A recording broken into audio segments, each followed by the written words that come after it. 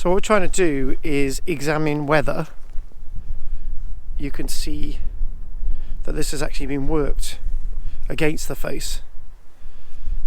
So there's little Arthur looking at the lichen, and you can sort of see where it looks like it may have been worked on the outside, where it's been speckled off.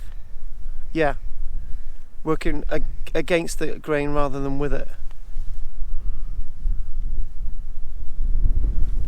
Fascinating.